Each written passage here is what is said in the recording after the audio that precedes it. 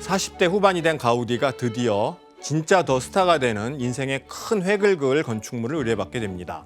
40대 후반? 이 의뢰는 당시 스페인의 대혼란기와 관련이 있었습니다. 스페인의 식민지였던 쿠바에서 독립운동이 일어나면서 전쟁이 벌어졌는데 쿠바를 탐냈던 미국이 결국 스페인과 전쟁을 벌이게 됩니다.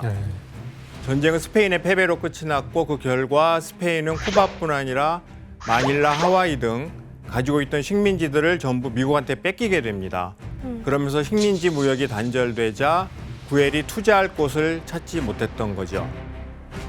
바로 이때 구엘은 돈을 벌기 위해서 이것으로 눈을 돌리는데 과연 무엇이었을까요?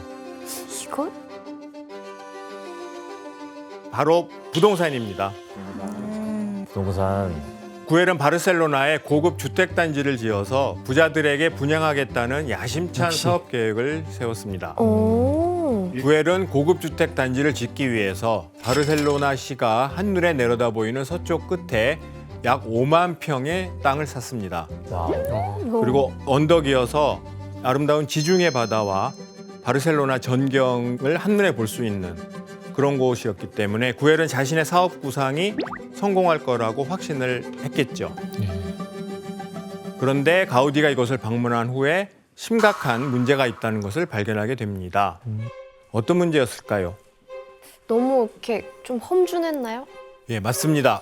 그래서 경사가 심한 해발 150m 이상의 고지대에 있다 보니까 그리고 그 지형이 울퉁불퉁하고 기복이 심하고 또 바위들이 사이사이에 많았어요. 그런 데서 땅을 산 거예요? 그렇죠. 그러니까 고급 주택단지를 조성하기에는 좀 부적절했던 쌌겠다 거지. 근데 땅값이. 그러니까요. 근데 가우디가 이 문제를 해결하기 위해서 기발한 방법을 내놓게 됩니다. 어떤 방법이었을까요?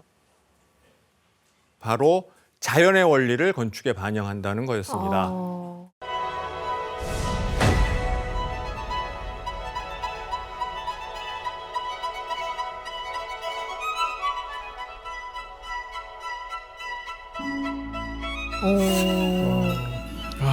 바로 휴가 내서 가보고 싶네요. 가우디는 먼저 문제가 됐던 경사진 바위산에 길을 내기로 하죠. 그런데 나무나 바위 때문에 곧은 길을 내기가 쉽지 않았습니다. 그래서 고민 끝에 가우디는 자연을 살리는 길을 내는데 바로 나무를 피할 수 있는 곡선의 길을 낸 겁니다. 아, 완만하게 만들려고 꼬불꼬불하게 했구나.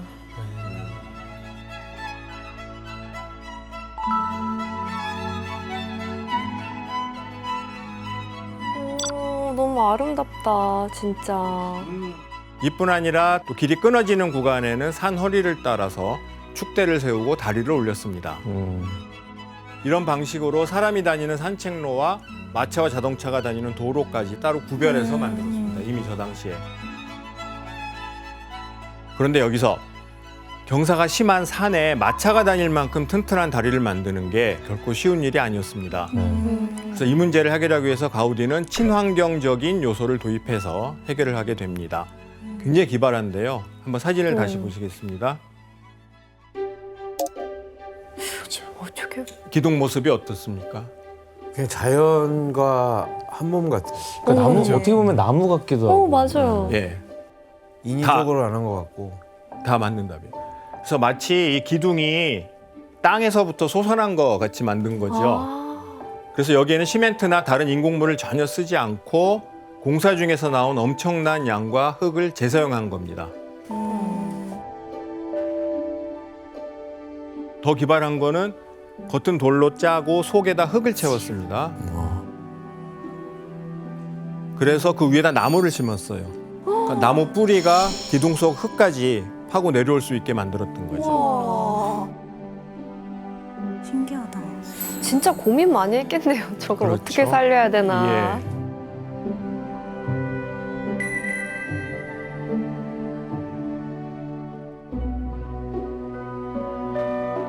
아 이런 걸 좀 알고 갔어야 되는데. 그냥 뭐 아 멋지다. 멋있다 하고 말아서. 그리고 여기에 비법이 또 하나 있습니다. 이 다리를 튼튼하게 만드는 비법이 있었는데 바로 무엇이었을까요? 아니요. 많이 지었어요. 그거보다는 조금 여기 기울여서 기울어진 거 맞습니다. 바로 곡선인 거죠. 그래서 기울어졌을 뿐만 아니라 천장을 보시면은 이렇게 그래서 이 곡선을 다리에 활용해서 튼튼하고 안정적인 구조를 만든 겁니다.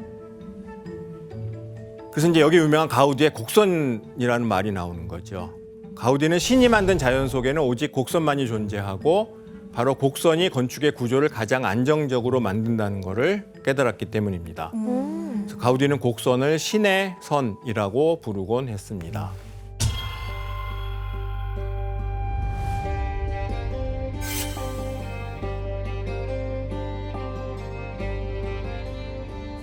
뭐지 이거? 타일들을 예, 맞습니다. 남은 타일들을 썼나?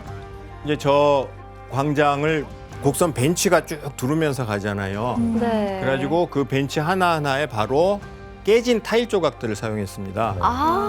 그래서 이 벤치는 깨진 타일 조각을 주워와서 만들었는데 이것을 트랭카디스 기법이라고 그래요. 깨진 게 더 느낌 있지 않아요? 이것도 다 곡선으로 이렇게 한 거네? 예.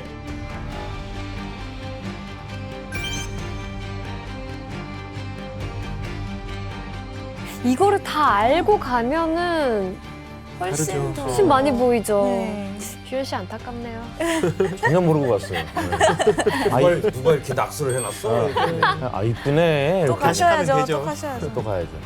니키 씨, 스페인에서는 타일을 이렇게 이어붙이는 장식 좀 흔하게 좀 사용이 되나요? 그건 카탈루냐에서 예전부터 전해오던 방법이었어요. 그 당시에는 타일이나 도자기가 깨지면 워낙 비쌌으니까 버리지 않고 그냥 그대로 활용해서 장식을 했는데 가우디도 그대로 활용하고 적용을 했어요.